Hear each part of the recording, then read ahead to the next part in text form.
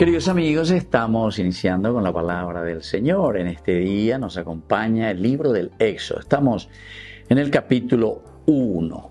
Los versículos, queridos hermanos, que van del 14 al 22. En aquellos días subió al trono en Egipto un faraón nuevo que no había conocido a José y dijo a su pueblo: miren, el pueblo de Israel está siendo más numeroso y fuerte que nosotros.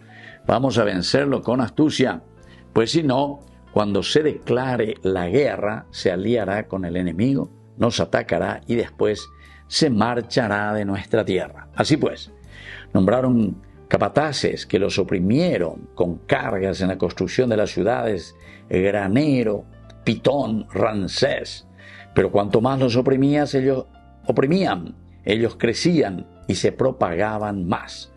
Hartos de los israelitas, los egipcios les impusieron trabajos crueles y les amargaron la vida con dura esclavitud.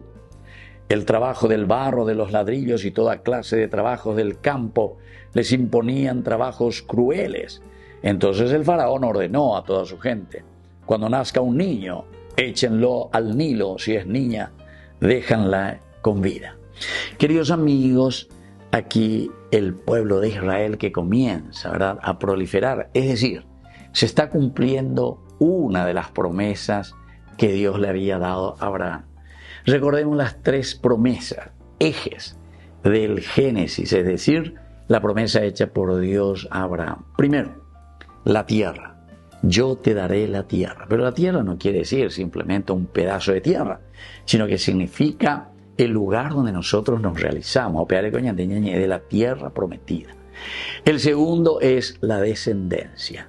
Descendencia, queridos amigos, no significa simplemente los hijos, sino que es la misma nación.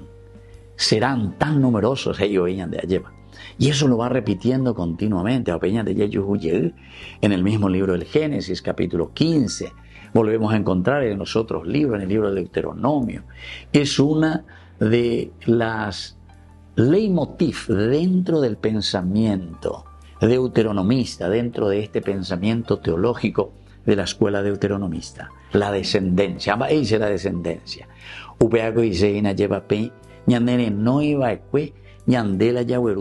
Aquí la construcción del reino de Dios. A través de tu descendencia serán bendecidas todas las naciones. Y luego, queridos amigos, la forma de organizarnos dentro de nuestro pueblo y de nuestra nación. La res pública, las cosas públicas, ¿cómo vamos a organizar? Aquí te pone la monarquía. ¿Pero por qué la monarquía? Porque la monarquía quiere decir regir, enseñar y santificar. Tres características esenciales del monarca. Así es que, queridos hermanos, aquí cuando está diciendo que cuanto más los oprimían a los israelitas allí en Egipto, ellos más proliferaban. ¿Pero por qué? Porque hay estos valores y estos principios regalados por Dios. Esa organización, ese mirar, ese amar, ese querer al pueblo, a la gente, a la comunidad, porque para poder organizarnos bien. Que la bendición de Dios descienda sobre todos ustedes, el Padre y el Hijo y el Espíritu Santo. Amén.